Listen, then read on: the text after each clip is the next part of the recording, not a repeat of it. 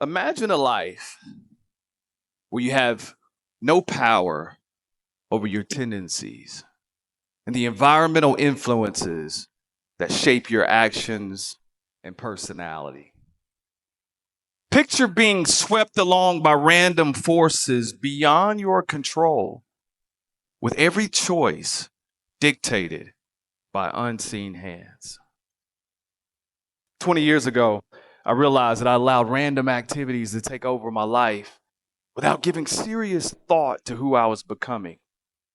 As a result, I found myself in a place of deep unhappiness and unfulfillment.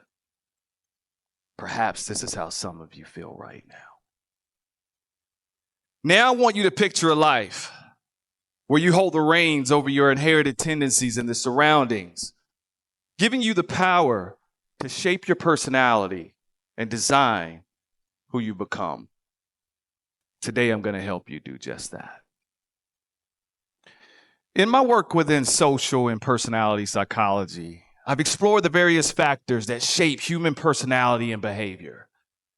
As both an educator and practitioner, I'm passionate about what drives or limits human potential.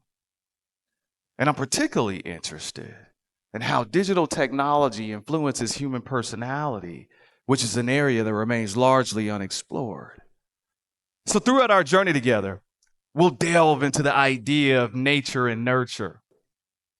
We'll also look at the 5 key personality traits represented by the acrostic ocean and consider how digital technology might shape our traits.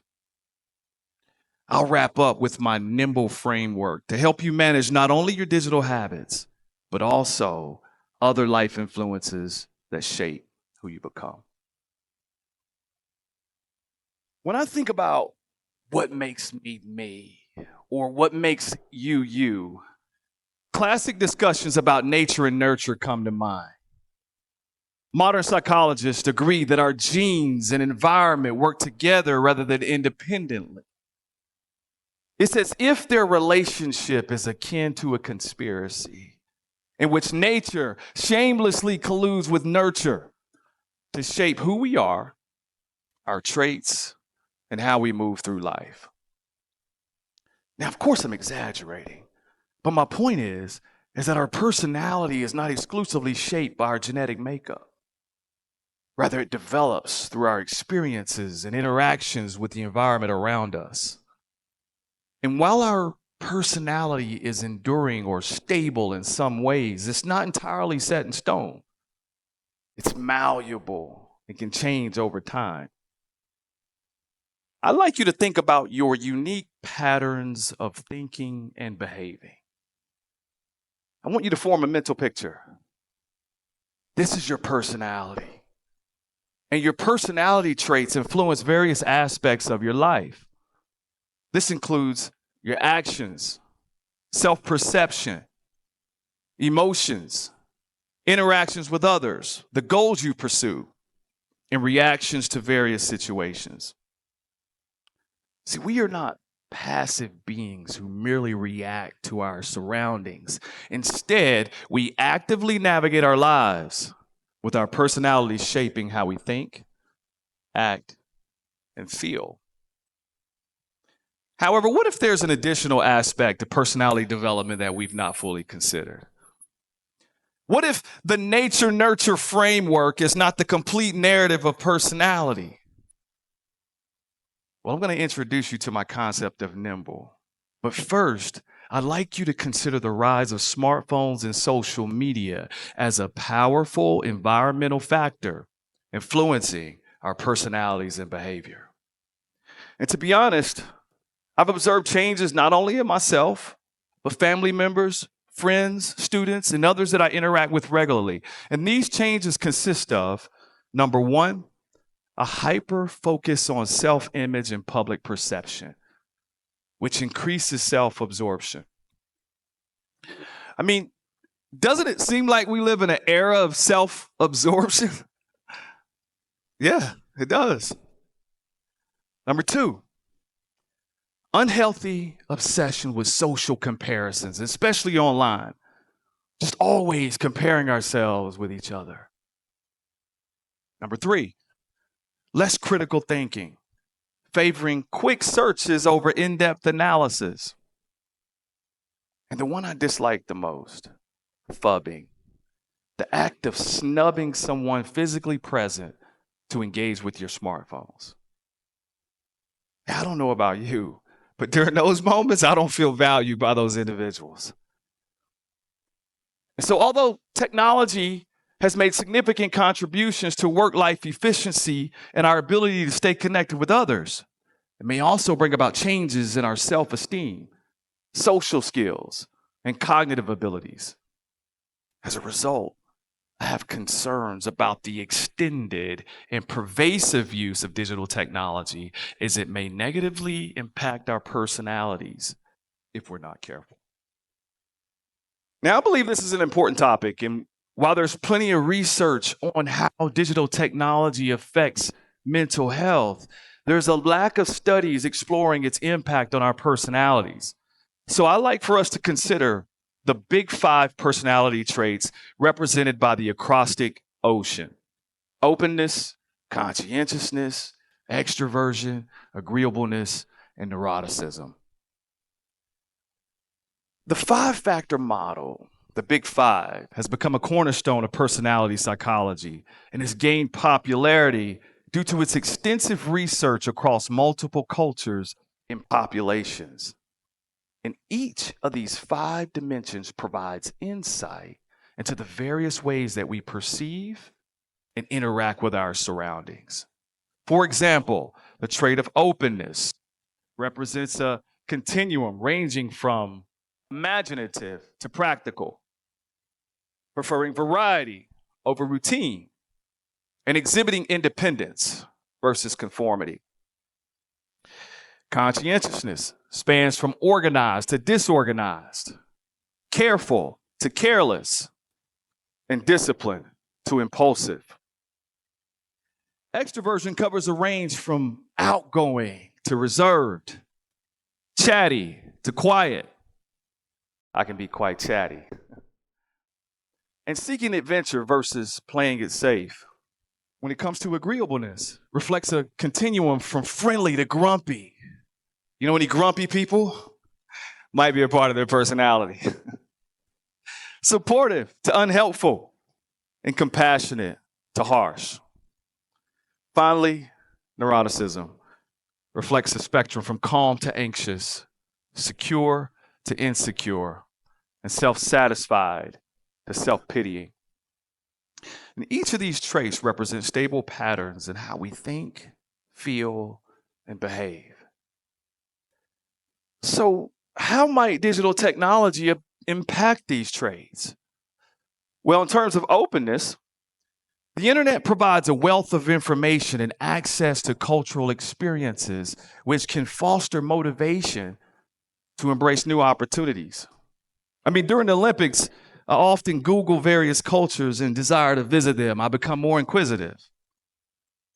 However, the downside is the presence of filter bubbles, where algorithms curate information based on past clicks, which can lead to intellectual isolation by limiting exposure to new perspectives or diverse viewpoints, and may reduce openness over time. You see it? Conscientiousness. Many of you can relate to how online productivity apps have helped you manage tasks and become more efficient. Yeah. Persistent distractions like social media and useless notifications can reduce focus and self-discipline, negatively impacting conscientiousness. Extroversion.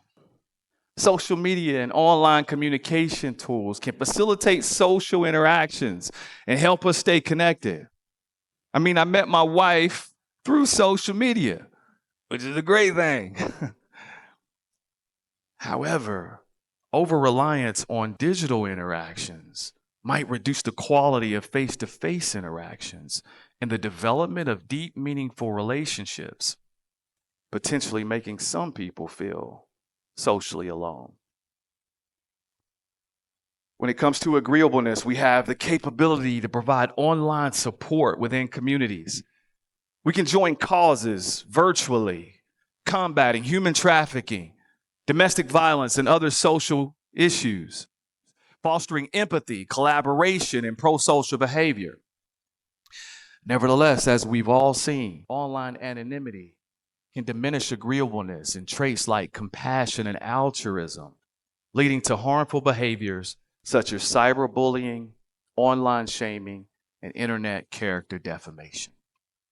Finally, neuroticism. I'm fortunate to instruct college courses for students studying mental health counseling and therapy. And we can provide virtual resources for those trying to combat anxiety, depression, and other disorders.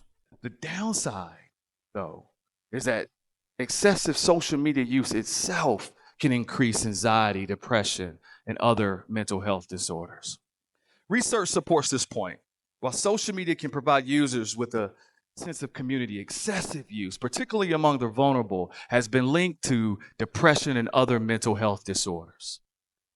I mean, I've personally experienced the negative effects of digital technology on my mental health, especially when I'm overwhelmed by constant notifications and content overload. I tend to feel more anxious and less happy. I wonder if you've ever felt the same way. So where does that leave us? I've come to appreciate the profound truth in Aristotle's assertion that we become what we repeatedly do. Habituation has deep roots in our psyche, allowing us to adapt to repeated experiences unconsciously. And this brings me to my concept of nimble, inspired by humanistic existential psychology.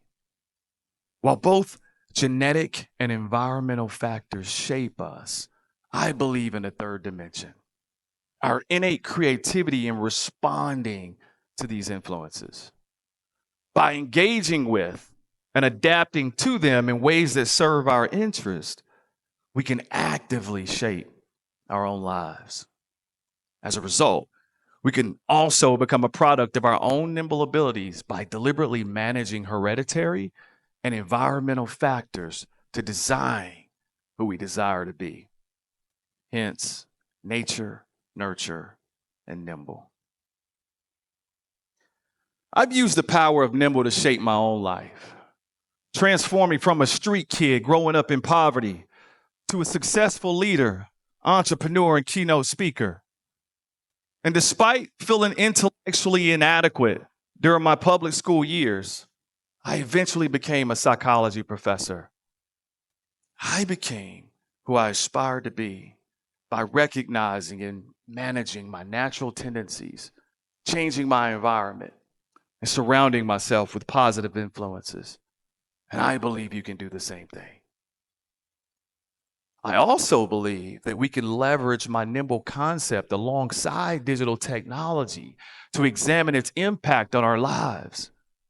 By carefully evaluating where our smartphones and social media could adversely affect our traits, we can better structure our usage to maximize their positive effects.